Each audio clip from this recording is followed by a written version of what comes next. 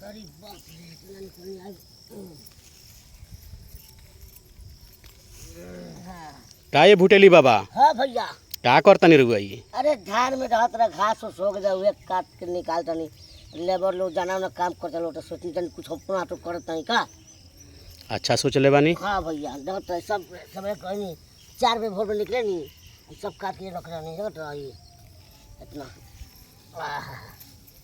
सब घास है तब यार देख तो धान है कितने कितने बताइए कर जन काम जल्दी कर जन। हाँ डॉक्टर भैया है सब। अरे सबको पैसा दिला फ्री में ना कम कर दिला लोग ना।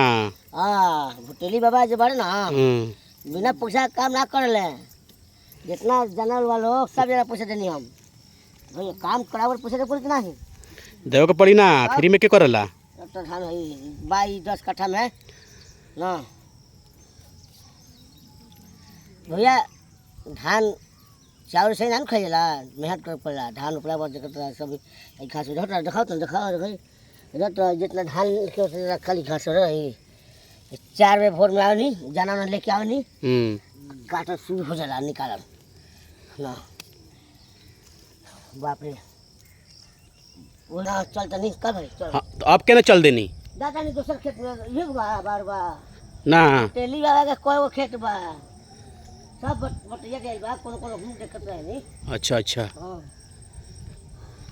ए सोचा नंगा पैर चलता नहीं नंगा पैर का है जाना नहीं का है बर बीमारी ना होला लंगा पर चलला से। हां शहर को जूता पहन लो हवाई है में कम का चप्पल पहन लो हम है नंगे पैर चल लेनी खेत उटी में हजात रूनी गाछ बनानी 2-3 गो अमरूद के गाछ है। अच्छा अमरूद के हाँ रूनी अभी फल नहीं है पीपल टोपला बना तो पीपल रूनिया नहीं भेजता हो इतना गछवा में सब लड़का कुल तूर के खा जाता रसो।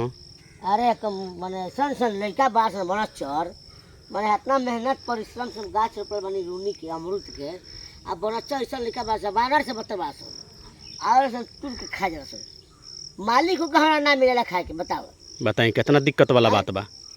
कोनो बात नहीं के मालिक है बाटत नहीं खास खास सब लाइन से रूनी गाछ अमरूद का गाछ है सब जनता खातिर सोचे ना लेकर फिर सोचे नहीं हम